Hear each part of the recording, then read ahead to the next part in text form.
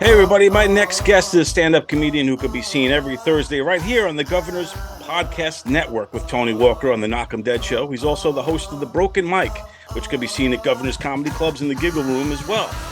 Here he is, folks, the very funny Brandon LaCarrubba. What's going on, DONversation people? Howdy, howdy.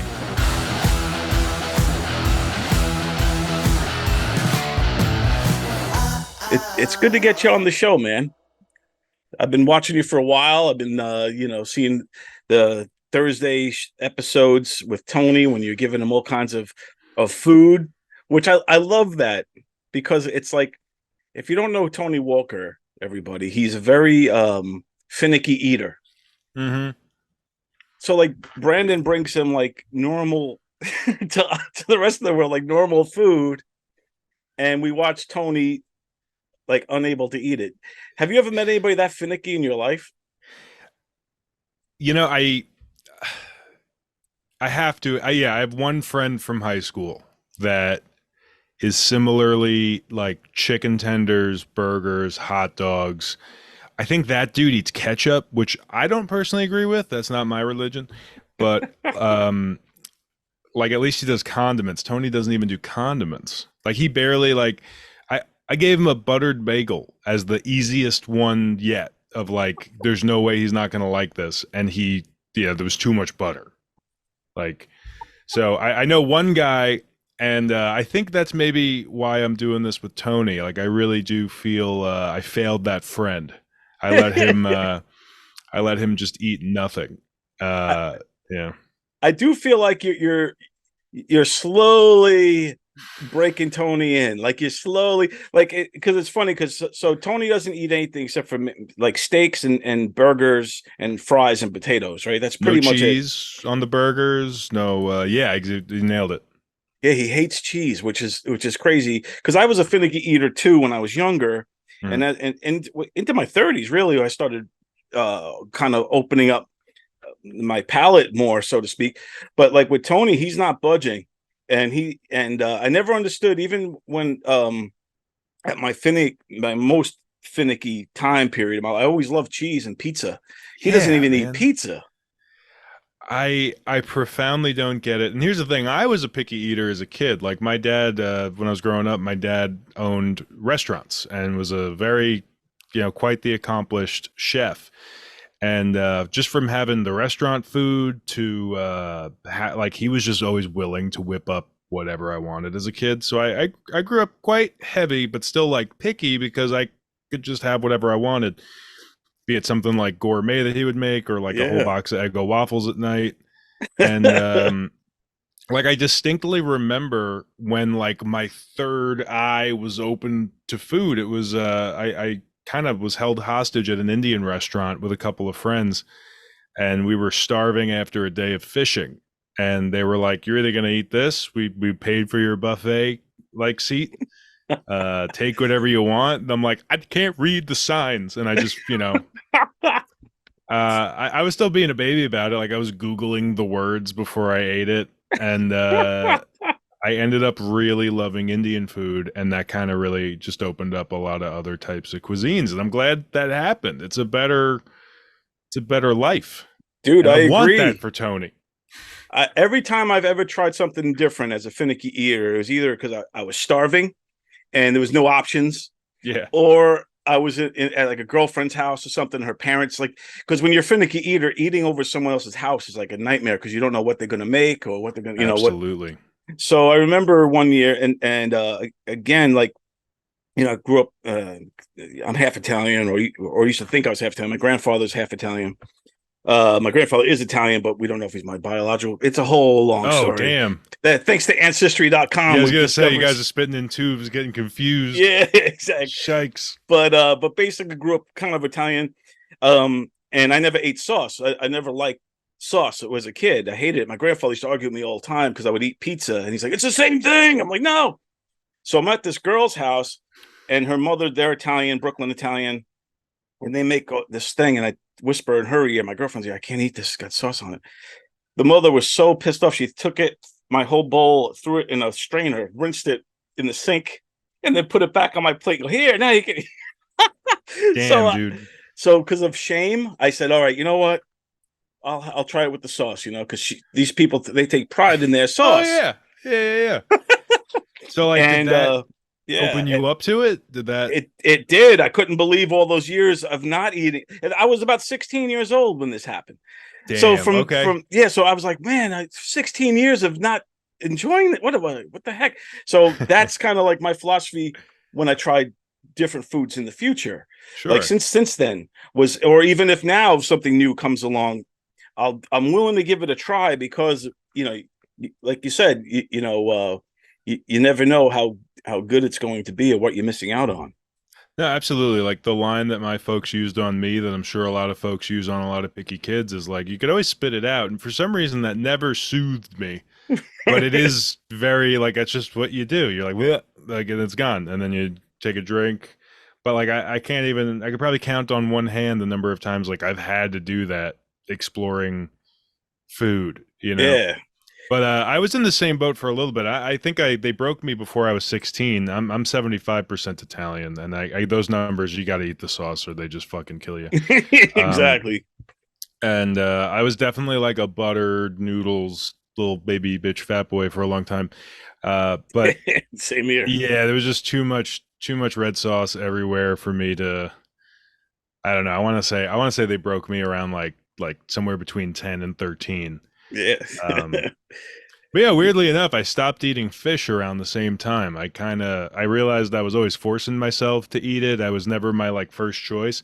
And then I just stopped eating it for 10 years. And then I checked in again and I had some fish and I think I stopped eating it for so long it makes me a little, I don't get like violently sick. I just keel over and die. Um Damn. So you got allergies to it? I think something, man. I get like nauseous when I eat fish, even if it's like fine and not bad for you. I think the body's got to be used to eating that one, but I'd say that's really my biggest picky thing to this day is like I just, That's what you got to bring in for Tony. You got to bring in like clams or something, like so on ugh. the half shell or something like that. Because that's tough Nah, for then me. I can't, especially raw clams. I don't uh know. I see like I couldn't I don't know if I could do it to him out of like hypocrisy because there ain't no way I'm eating that snot. That's my thing. I can't Ugh. eat it because I could eat baked clams, but I don't enjoy them. But I could eat them if like I'm in a situation where Yeah. I'm guilted into it or whatever. I could eat them, but to me it defeats. It tastes like salt water, like just eating Yeah. spoonfuls of the ocean. Like I don't No, get it. I I don't don't get get it. it either. Do you eat sushi? No, I'm not a sushi guy. So I Uh, never was, even when I was eating fish, but there's a part of me for the people, for the viewers at home, that I would love to bring sushi into him, but it's a little hard to get. I think fresh sushi at 11 for an 11 a.m. show. you got Um, to get him one of those rolls. What's the roll that's like get the rice and it's not so bad. It's the one I get if I have to. Spring, what is it called? Not California roll, maybe that California tends roll. to be They one. yeah. Yeah, I'm full like avocado and peanut roll and like hold the seaweed because even that's a little fishy for me, but. No, I'm glad you like the segment. I'm having a good time with it. I think I had done maybe like 2-3 episodes of the Thursdays with him, and I'm just like, we gotta spice this up, Tony. We gotta add some spice, and I gotta say he's a trooper for a guy that really He does genuinely it. He takes detests the food. yeah. I gotta give him credit. Like I think still my favorite was giving him the Takis. Yeah, the Uh, Takis was great because I think that was the hardest for him to handle too. You know, Yeah, from a pain standpoint, for sure. I think from a just like in his head, pizza really he was dying. He was really. it's so crazy to me, man. Oh, that and the cream cheese bagel really really messed with them because like again, he just hates cheese so much. And like I get if you don't eat cheese, it even good cheese like sour cream, it has this like sour flavor that you almost don't think about. It's just part of it. But Right, when yeah. when you're him, you're like, oh. But he But does take a actual bite out of it. He's not taking like a nibble. He's taking a bite. yep. He eats the whole thing, and he'll guzzle down the water. I don't know. Has he spit any of it out yet? I think so far he's eaten the whole thing, like the one bite at least he'll eat. He's never took a second bite of anything yet. We actually got him to eat the second taki, which Oh I yeah, couldn't believe. Couldn't believe it. I think he was pretty close to spitting out. It might have been the cream cheese bagel. The bacon, egg, and cheese was pretty close. I've never heard somebody hate on bacon the way Tony hated on bacon. Like bacon's such a, chef's kiss of a thing. bacon's everybody loves bacon, and And he's everybody just like, loves cheese. But yeah, but like bacon, he's like, huh, it just tasted like grease. And I'm like, yeah, you're welcome. What the fuck? Like, um, what else? Yeah, I don't know. I'm running out of ideas. The last time we recorded, I didn't bring him anything. So I'm slipping, but it's hard, like I said, that time of day too, because yeah. like you want to bring them in tacos or something like that, or you just got to start thinking now. All right, all the different nationality type foods. Bring them Chinese food. Bring Yep. them in. Just the egg roll. Let's see if you can handle an egg roll. Ooh, I just idea popped up in my head would be either the instant or gourmet ramen. Yeah, That would be interesting. That there would be you go. very interesting. There's That's a lot going doable. on there.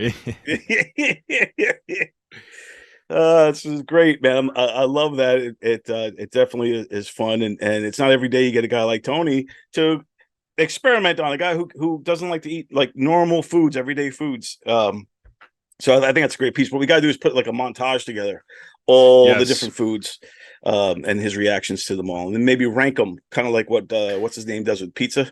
All right, here we go. This is beautiful. I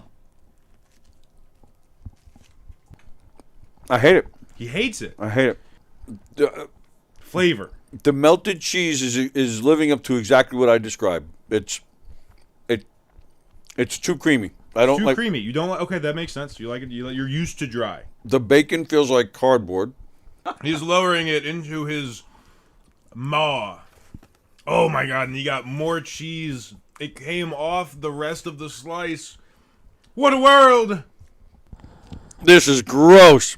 Nah, no way, man. When I first, my tongue first hit it, Yeah. I tasted nothing but bread, and it didn't seem that bad. And then, just as you said, he got extra cheese. I felt the cheese. Oh, this is gross.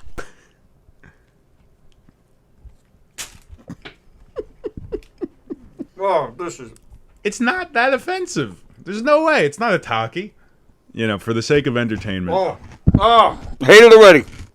Well, that you say that about everything, so there's nothing. As soon as new. it hit my tongue, I was like, "Oh, this is gross." All right, go over.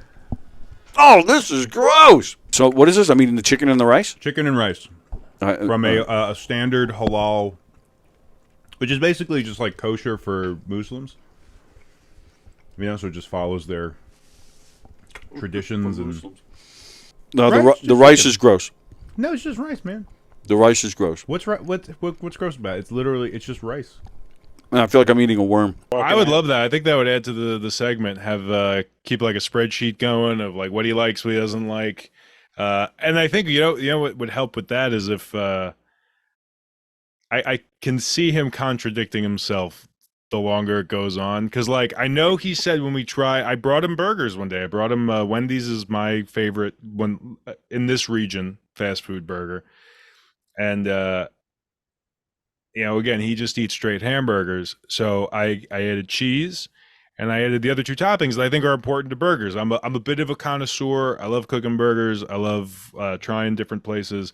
So I added just pickle and onion, because to me, like you kind of just need that. Right.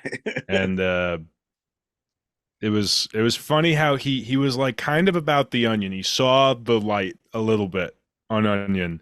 But the pickle, he was like, I think he almost vomited. It took me a long time to get used to pickles too, as a finicky eater. But now I wouldn't. You'll never see me eat them out of the jar, but I could eat them on a burger or on like a chicken sandwich or something, like a Chick-fil-A or something like that. Yeah, absolutely. Sliced pickle is where I live. You give me like a spear on next to a burger, I'm okay on that. But you pickle other vegetables, like pickled onion, the best. Pickled jalapeno, amazing. If they start pickling other vegetables, let me know. Those are the only three I know about. But Like they're all great, really, really good times. Yeah. Very cool, man. And if anybody wants to see this, you could the food stuff. It's Thursdays at 11 o'clock on the Govs Podcast Network. It's the Knockem Dead Show. Brandon's on there every Thursday with the food and fun conversation.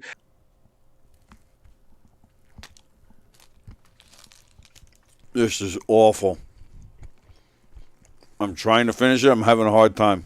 Yeah, man, you're making a lot of waves. You're getting into the comedy stuff. The broken mic, what you've been doing with that has been really taking off, getting a good word of mouth out there. I appreciate that. It's sometimes like when you're doing it, you don't always catch those good positive things. So I appreciate that coming my way. We got to have you out to a broken mic, man. It's either as a panelist or if you just want to sign up. It is a bit of a wacky time. I would love that, man.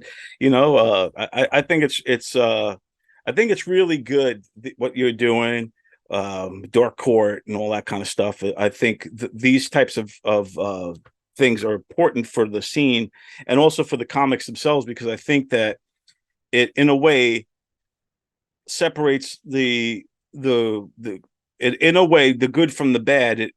As far as knowing that if you want to continue this as a career path, you know what I'm saying? Or if you want to continue doing the comedy or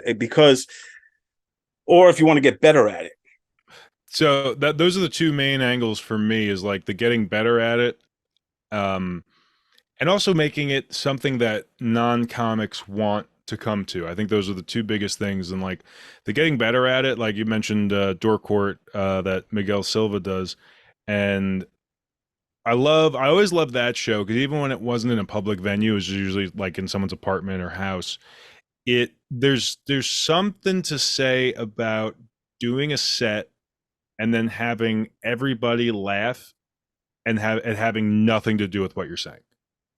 It just really fucks with your head, especially if you've been doing stand up for any length of time, like multiple years, because like you're very used to either the joke landed or it didn't. Not everyone's like bawling laughing in the middle of your setup because someone made a joke about you in the chat. That was really funny. Right. You know what I mean? Like it really, and I think that it similar to what I'm going to say about my show, like anything that simulates the true chaos of a real show and real drunk people, I think is really good for kind of like developing your metal. You know what I mean? Like just your ability to get through stuff. And then like with my show with Broken Mike, with the, there's panelist judges, they all have these like America's Got Talent style buzzers, and it's very rare we have all of them push the buttons to end the set early, because usually the panelists they're always other comics, and they never want to be like jerks. But right. The single buzzers, even, like, it's interesting to see like who gets tripped up by a buzzer, who just keeps doing their set. And then and then part of all this is just being entertaining to other people. Like, Door Court's great because like you're not just in the audience. Like if you got your phone on you and you know what Twitch is and you have it downloaded, like participating in the chat is so fucking fun. And then with my show, like we have like a light bring incentive, but nobody has to bring. But even then, even with or without that, like we get some organic audience, and it just it's good. I'm glad I was talking about Broken Mike without bringing up Kill Tony, and I just ruined it by bringing it up. Right. But I very much inspired by Kill Tony. I try to make it my own thing, not be a ripoff. But I love that show. Like, to anybody listening, like it is such a cool. Sometimes it just is like picking on open micers. But then sometimes like you just see people that are fantastic and it can catapult their career, and like that's a 1 minute set. If for those not who don't know. Yeah, some people get discovered through there. Was David Lucas is now like a regular at the the store there, the Comedy Store now. He's also become regular with Rogan's Starship. Yeah, I mean, because Kill Tony also moved to Austin, Texas, and they were in LA for a long time, right out of the Comedy Store, and that's where Tony Hinchcliffe kind of earned his bones, and I like that show too, and I never knew about that show until I was doing a show at Governor's in 2019 called Put Up, Shut Up, and Stand Up. And it was Mhm. this show where we, it was different from there was more like different rounds and different activities and stuff. But it was in the similar format where we had judges. So one time and not to name drop or anything, but I'm talking to Doug Stanhope, and he's like, "Oh, your show is a lot like Kill Tony." And I had no idea what he's talking about. I was like, Kill Tony? What the hell are you talking about? So afterwards, I Googled Kill Tony, and then I saw that show, and I was like, oh, damn, this show is freaking really good. Sometimes it can be mean spirited, but once you get in on it, you understand it all. Like, it's, I think Yeah. it's really good. I think, it spawned a lot of really good comics. They always have, A-listers on there on the panel. So, No, absolutely. And it's kind of funny. It might come across as mean spirited to, like, I think more so non comedians, right. but that's what makes it funny. And that's what makes it like a show, is that it's really at the heart of it, a roast show. And I wish my panelists were like a fraction of as mean as Tony and as sometimes the guests are on that show. Partially because, like, it's just entertaining, but I think the honesty that comes with the roasts, I think, help, because like a big part of my show is that the panelists are also there to give their genuine critique. And it's funny, I knew since the inception of the show that the who I pick to be panelists or to invite on to be panelists, uh, it's just gonna make waves, because there's always gonna be people that are like, oh, I don't want advice from that person. Oh, yeah, yeah. And yeah. that I think that's taught me a lot about just some people's character. Like, sure, like it might be a panelist that you might not think is the best comedian in the world, but the point is they're willing to lend their time, usually for free, because I don't make any money doing the show, or I make very little money doing the show if I do make money. Right. So they're usually lending their time for free to just think about your set with you, which, I don't know, I've always considered that an insanely valuable thing. It is valuable regardless of who it's coming from. Whenever, like you said, if you Yeah. have someone focused completely on your, what did you say, give them 3 minutes? Yes. If someone's completely focused on your 3 minutes and analyzing your stuff, you should take whatever that person says, and listen to it. At least hear him out, or her out, or whatever. Yeah, because Or even if you disagree, like, you're at least figuring out why you disagree with that specific thing, and that it's just all different brains working on the same thing in some sort of way. You gotta. I can't tell you like how many obvious, and like not even like hacky obvious, but obvious to my writing, like a punchline or a tag should be, but because I'm just so in my head about the pattern of how it's supposed to go, I'm not going to the obvious callback or the obvious thing. And just bringing any outside influence that I mean, it's better if you trust them, but even if you don't, if they're a working comic, yeah, if someone could come in yeah. and say, hey, this, what you were talking about, this premise was great. You should put in a little tag at the end, and go this way. And you're like, oh shit, I never even thought of that. Yeah. Yeah, So exactly. then even if they take it and then make it their own and twist it again, at least you inspired, an extra push off the joke. Definitely. I think that's great too. And I think the reason why a lot of the judges around here aren't as I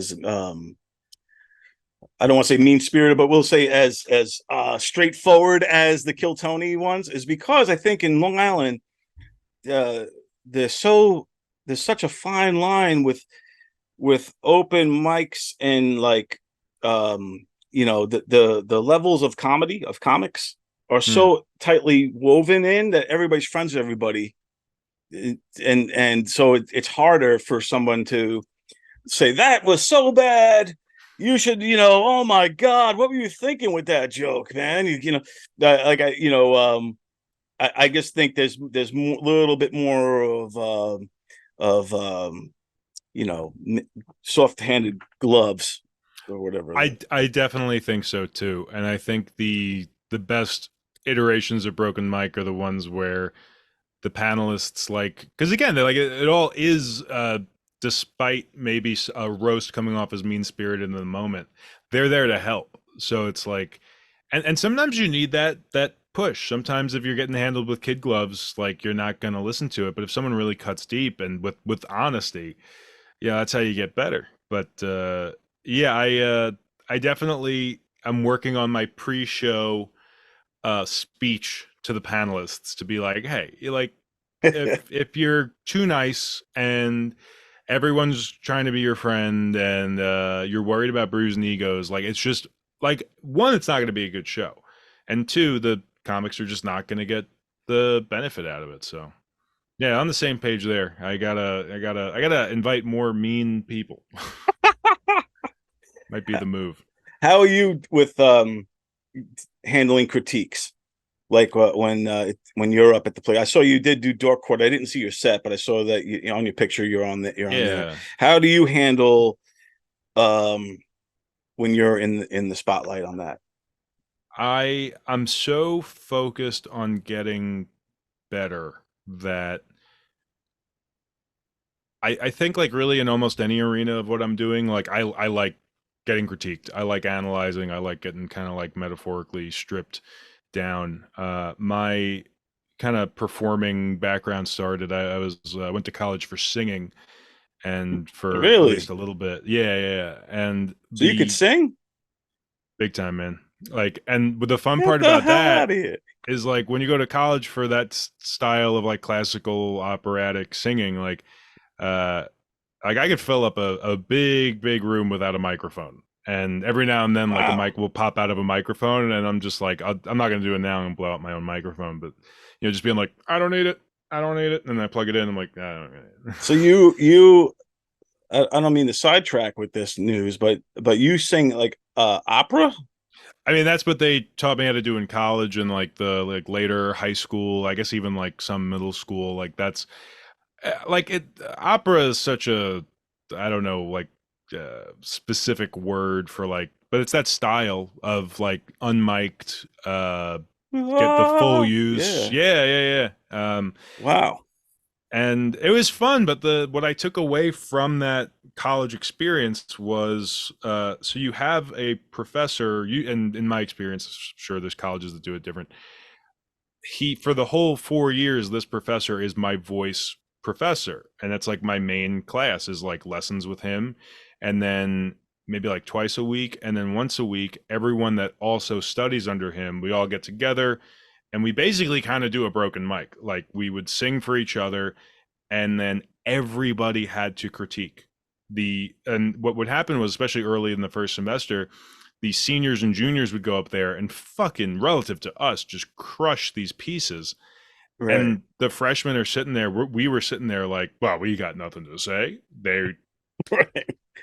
And then it would become a thing that they would have to address, the upperclassmen and the professor is like, no, you have to input something. Right. So it gets us all thinking. And again, just to throw this out there, I don't know if these people would be listening to this, maybe not, but like before you critique my panelists, like come actually do a set on Broken Mic and see how you like it, because like we've been saying, it's about just getting multiple minds on it, not necessarily what you think of the people critiquing, because like these seniors probably thought not much of me as a freshman, but it really genuinely hugely contributed to just the vibe of the class and just everybody taking different things out of it. And For sure. that I'd say that with Kill Tony was a big part of like the inspiration for Broken Mike. And I forgot how we got on this. I think it was just maybe it was Yeah. that just explaining the where the critique. Oh, me getting critiqued. I think that's what really opened my eyes to just like, in theory, any critique is a good critique. Like, obviously, somebody could be doing some Machiavellian bullcrap and like trying to tell you you're good when you're not good, or try to get in your head about something. But yeah, realistically, if you're just thinking about it, that's like half the battle. So many people just go up there and wing it and aren't thinking about it.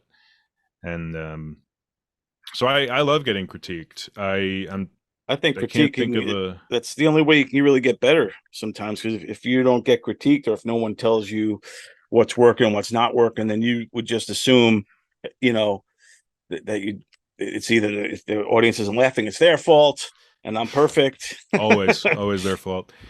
No, and it's like it's tough to be honest with yourself, and not even like out of a desire to self-preserve or like preserve your ego. Sometimes like it just, I try to record audio or video of every stand-up set I do just so I can watch it back and study from it.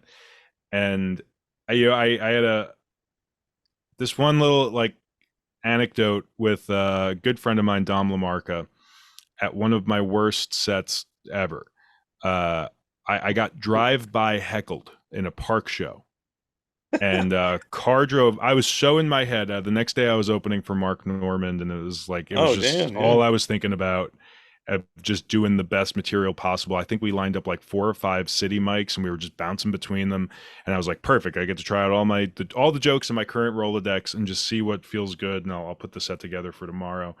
And I was so in my head about just memorizing stuff and not looking at my notes that I didn't hear this bitch shout like "you suck" out of like the car as she drove by the park in Queens. And like I said, I genuinely didn't perceive it. But then the whole audience is like, "Oh, this pussy." You're not gonna like crack. You're not gonna acknowledge that, make a joke about it, or yell Right, something right. back. And it went from like an okay set, like definitely not a great set, to a like horde bomb. Because I just lost the crowd. And I remember going up to Dom and just being like, because again, I didn't know I got heckled like that, and I'm just like, do you know what the fuck happened? Because like I didn't feel like I was doing great, but then it like took a dive. And I just remember him saying back to me, "Oh, you actually want honest feedback when you ask for it. You're not just looking for a friend to say, oh, you did a great job." Right. Which, like, yeah, which is like and I'm glad we had that dynamic shift, because we ended up just being really good friends in general, but like really good about like talking critically about our sets. But it took crossing that threshold of, oh, you actually want the truth. Right. Exactly. Because some people say they want feedback, but they really don't. They'll get offended, or they'll get Yeah. upset, or they'll get pissed off and storm away, going, "Oh, it was that bitch in the car who fucked up everything. I Yeah, they was just want great." the ego stroke, and it's like, Right. I'm sure that's really doing you good. Exactly, man. Exactly. Crazy. Yeah, and so how long now has the open mic been going on for? The broken Broken mic, yeah. mic. Let me check my calendar, because we had some venue changes, and it must have been like February.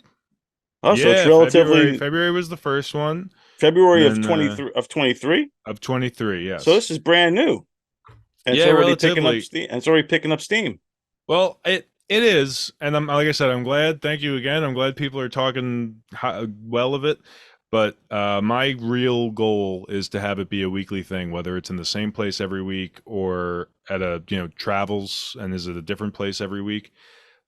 So You should see about governors, what and see if and let governors know and see if they could like shine a light on. They might not know about Kill Tony and how it was like in the Comedy Store. I think once a week in one of the other stages as well. I think it was up in the belly room over there yeah. or something like that. So if they could, I think it was like a midnight show or something like Oh that. wow, yeah, I believe that. I just wasn't Yeah, watching for that far back, but no, I would love to do it there if they'd have me. They know my intentions, and I get their side of the business, and making it work for them. But yeah, no, if it's something that they invited me to do, I would definitely be there. yeah. I think it would be cool, and I think too it could become one of those kind of cult like things where people want to be there to see it because and kind of like how Kill Tony was, Yeah, and no, I'm hoping for that. yeah, so Definitely. that's pretty cool. Yeah, thank you, So man. I'm glad you like it. yeah, man, for sure. Now, what was I gonna say? I wanted to talk to you about the Long Island comedy scene as a whole. How long Okay. have you been doing comedy now? You've been doing stand up? This is well, I guess I finished year 4. So I'm at the beginning of year 5, but the answer is 4 years. I don't know why I'm getting weird. No, that's cool. But yeah, So right before summer of COVID. 19. Yeah, man, that was the weird thing was I started doing it June of 2019, and thanks to everyone's favorite goth, Steve Rocco Perillo, there was just a great network of mics when I started. Yeah. Absolutely. Like I rest in peace, Ziggy's. That place was such a great spot for the like open mic crowd to not have to bring people and to just try out stuff. Right, right. And I really made some like excellent friends doing that. And but yeah, that the bar formerly known as One Eye Jacks Oh, always had stuff. yeah. And where else? I went to Vintage once, and I love telling this story. I got molested, and I never went back.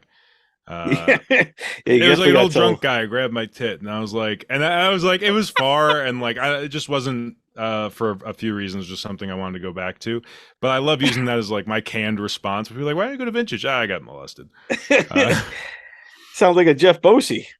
Jeff Bosey likes to grab Yeah, grab. he sure does. I'm waiting for us to be on the same payroll, and then I'm gonna cash in hard with HR because he grabs a lot of ass. Uh, But we love him for it. I feel But like there's so many this whole new crop of comics came out around the same time in like 2019.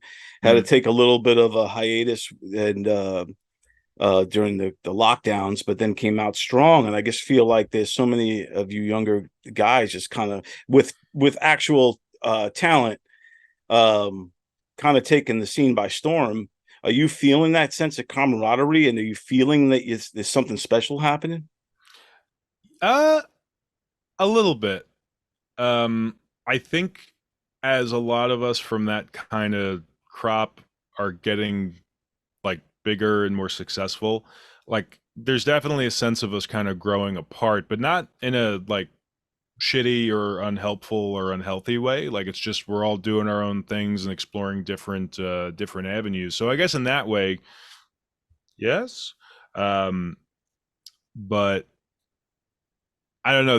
Where my mind is hung up on is like there was something I think beneficial of the lockdown period. It was a very like grassroots underground era, and I think we're at the point of like statute of limitations where I can just talk about how many shows I did during lockdown era, dude. It was Yeah, the basement crazy. shows, rooftop shows, And the backyard. wild thing is like I never got COVID.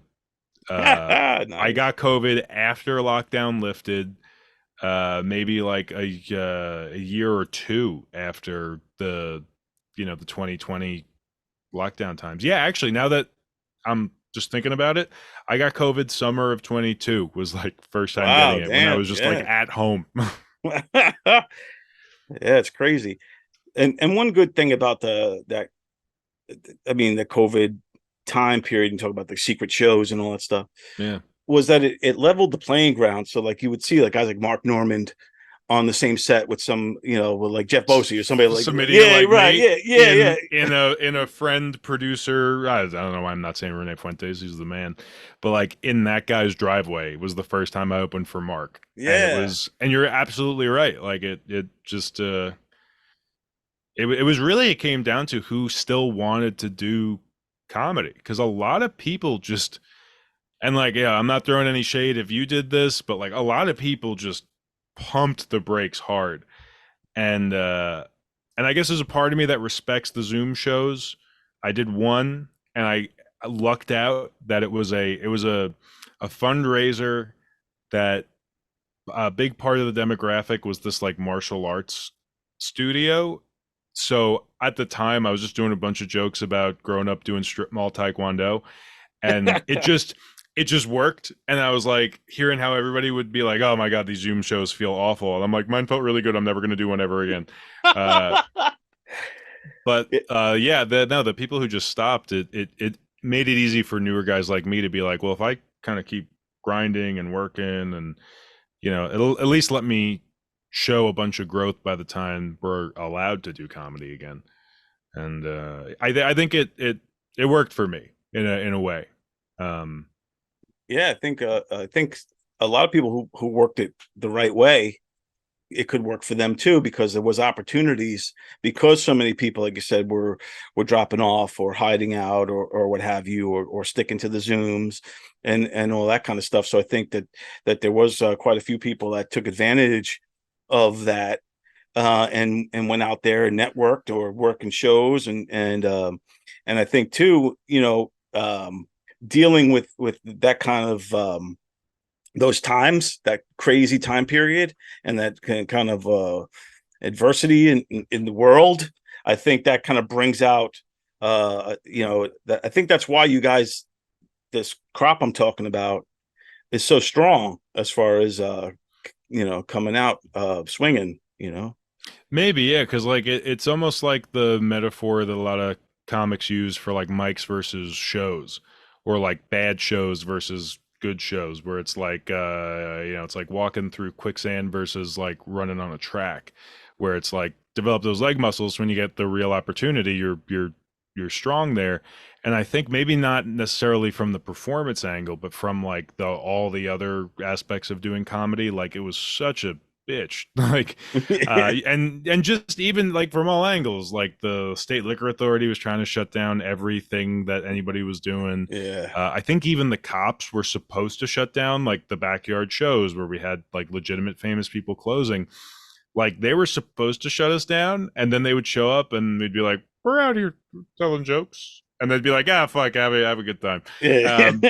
But just even though they were cool about it, like the idea that we were doing something like wrong and kind of illegal, and like just the world saying like you probably shouldn't be doing this. Yeah, I think we did come out, with a little something, if not strength, something fucking weird. No, I think so, and I'm loving it. Seeing all of you, this younger group, kind of taking over, because it's the first time that I've seen the Long Island scene this exciting in a long time, where there's a Cool. lot of potential, and you see the potential, and it's not just one or two guys; it's a bunch of you. So, kudos, uh, for that, man.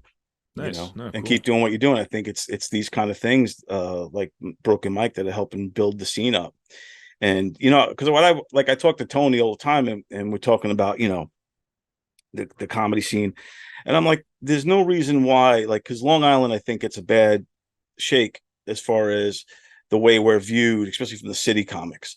Mm. Oh, they're these guys are all a bunch of backwards, like, hacks out there, whatever. They're all, they drive around in their pickup trucks and their Trump flags. Yeah. But I think that pound for pound, our comics might not be as famous as city comics, but we're just as good, if not better. And I think that if we keep supporting each other, we could prove that. I think a lot of times in the scene, it falls apart when infighting and all that kind of stuff happens. Yeah, big time. And I'm definitely not immune to that. I've definitely gotten caught up in some disagreements that are like all unfortunate, but yeah, I do agree though that like if by and large a lot of us are just on the same page, that like, if we do good shows and we make ourselves better, it will just elevate comedy. Um And I guess I look at it this way: if I'm coming into conflict with the people that are not about those kind of credos, then yeah, like fuck it, like you gotta break an omelet to make some eggs. You heard it here. Fucking so stupid. I don't know why I do words for a living. Uh, but yeah, I do. I agree. I think but we all just got to use what we got going. Um, Elevate the buddies that we or the people that we think are doing good work, and that's what it comes down to. Right So on, I man. appreciate I appreciate Tony pulling me on to Knockem Dead, because it just, I won't mince words. There's like what, 8 people watching that show every Thursday, but just to like be in the loop, to be in the studio, to just bring my creativity to a project that's not my project. Like I do a lot of my own stuff, which I mean, then I feel like you could, you know, throw a baseball and hit a comic that says this, but when you're new, you're not good. People shouldn't put you on shows, and like I got really good from a handful of producers that were very good to me, but statistically, like mostly from putting myself up and Right, eating right. lots of bags of dick, and just studying from it and getting better. And I try to pay it forward as much as I can while still maintaining like the quality of the shows that I throw. But it's a little bit of a complicated snafu of a business, but it's I think that's Well, kind of what makes it fun. There's a lot going on. right on. And the good thing is that you get it, you understand it.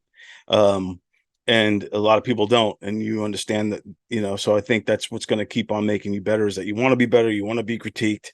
You know the game, you're playing the game, and yeah, I think you're going to come out on top, man. So just keep Appreciate doing it, what you're man. doing, bro. Yeah, man, I can't wait to come Hell out and yeah. see you live one of these days, man. I got to check your act out for sure. Hey man, I appreciate it. I know we're in a time vortex loop, but for just you in the actual present, the eighth, we'll talk after the eighth. But for those listening and watching this conversation, October, fucking August 29th, I'm gonna be in Huntington, doing my twice a month show, the Huntington Haha, which is a very creative name, and yeah, you can like always catch me there. I'm either hosting or doing a set or something. That's Um, awesome, man. Huntington, haha, August Ninth. 26th, 29th. August Yep. 29th, Huntington, haha. Check them out. I found out that like roughly half of the U.S. Marines are gay. I call them the submarines. That's awesome. I'll tell you what. I don't want to get tortured down in Guantanamo Bay by a submarine, dude. My torpedo chamber ain't ready. Very cool. Well, Brandon LaCarrubba, thank you so much for taking the time to be on DONversations. Tell everybody where they could find you and follow you and all that good stuff, buddy. All right. I'm on Instagram and most social media platforms at Brandon dot the period. Don't spell dot. We don't do that. Brandon dot LACA, because my whole last name is too obnoxiously Italian for the fine people of Instagram. So Brandon dot Laca. My OnlyFans is at Chubby Ben Affleck. If you want to sub to that. I actually did make that OnlyFans to put stand-up stuff on, and I just like keep slacking on it. Like I just got the domain, and I was like, good. Did anybody got buy in yet? Do you have any followers? I don't know. I don't even know if I like know the password. Like I gotta work on that. Because now that you said that, it's all I see. I Is it Chubby Ben Affleck? get him under the gutter done. My company that I produce things in general with is Carob Caboodle, CAROBCABOODLE. I throw my shows under that umbrella in Huntington, Long Island. I do Broken Mic out of Governors in Levittown, also on Long Island.